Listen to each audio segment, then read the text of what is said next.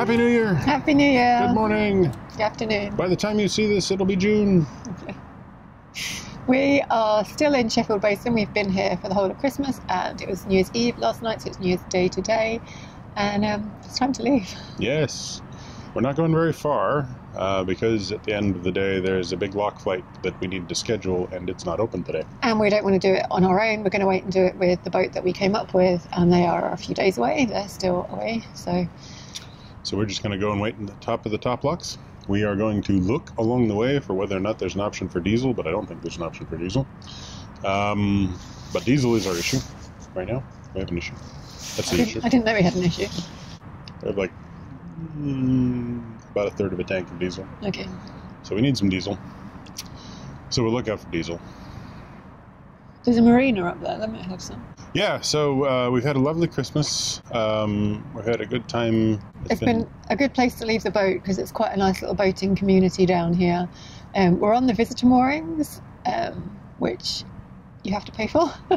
Yeah, there was a little bit of confusion. Like, there is a visitor mooring and you get 2 days for free. But this whole thing is actually leased by the marina behind us. Which is fine, but the CRT should put that on the sign, because otherwise you just think that normal wind mooring rules apply, but they don't. Yeah. Not that we mind paying for it, it's just we need to know ahead of time. Yeah, because we might not have come here, we might have been in Doncaster. Yeah, I mean the marina was very nice, very helpful. Everybody's really sweet. It's great. It's no problem. It was just lack of information ahead of time. Yeah, this is actually a silver propeller location, so we are now, well, we're about to be on our 21st because we need to go and actually get to the end. Yeah, so there's a swing bridge just over this side, behind Joe's heady, sort of over this way. Oh, yep. It's behind that boat. It's behind that boat. So Joe will go up and open the swing bridge. We'll go through, stop on the waste point, on the water point, and do our thing there.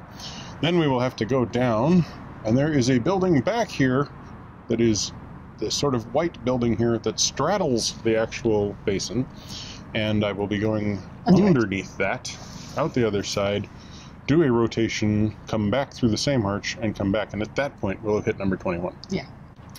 We have to do this very slowly because there's a bunch of more boats, so the actual turning could take upwards of 2 hours. Better not. I'm freezing, and I really don't want to move today. But I'm forcing it. It's my fault. Right, let's go. Let's get on with this. Yeah, we're on our way. We've really enjoyed mooring in Sheffield Basin, but boy is it a mission to get here. The basin is on the edge of the city centre, so it's really convenient for the station, tramway and for shopping. The canal basin dates back to 1819 when the canal was opened, and it was a busy inland port. In the 1990s the whole area was revitalised and many of the warehouse buildings were restored. The derelict railway arches were converted into retail spaces. I'm sure it's thriving in summer, but it's been pretty quiet for our visit. This section of the canal is actually closing for winter repairs in a few days' time. This is the main reason we need to leave today, and the reason we were pushing so hard to get here before Christmas. We didn't want to miss the opportunity to visit.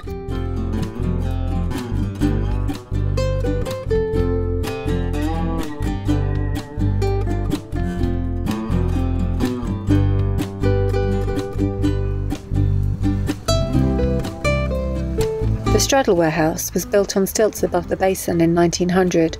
There was no room left for new buildings, but storage space was desperately needed, so the developers built on top of the basin. It was closed in 1970, and it was empty until it was converted into office space in the 1990s. The official winding hole, and the end of the navigation, and the silver propeller location is on the other side of the building.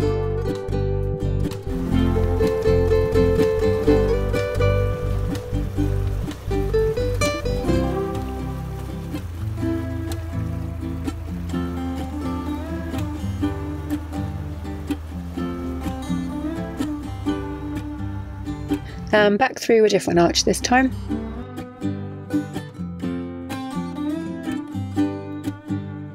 There are lots of permanent moorings in the basin itself. We were lucky enough to meet the lovely Lou and Maeve from the YouTube channel Maeve Me who moor here. We'll put a link to their channel below. The The swing bridge is operated with a windlass, and you actually have to stand partway along the bridge to work it. It takes a lot of winding.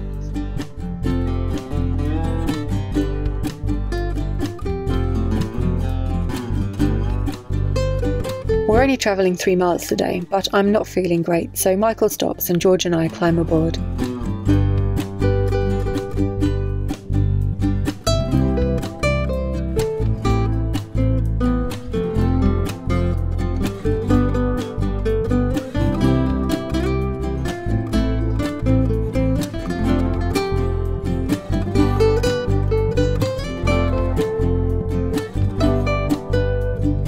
Before this canal was built, any goods coming up the River Don had to be brought the last few miles to Sheffield on wagons. The construction of the canal made an important contribution to Sheffield's steel industry in the 19th century.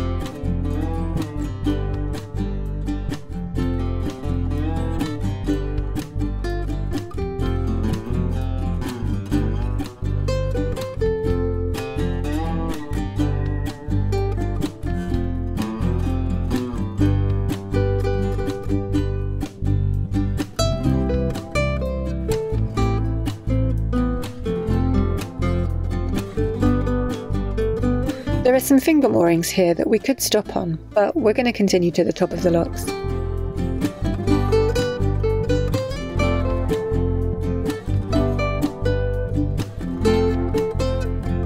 We moor opposite the lock landing. We're going to have a couple of nights here. It's not the most picturesque mooring, but it's a quiet spot to await the return of our new friends on the narrowboat Dux Deluxe, and then we can all descend the locks together.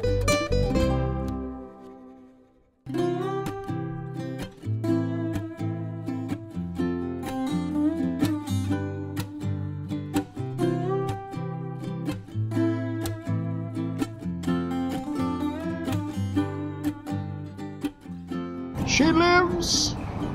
It rises! That didn't help.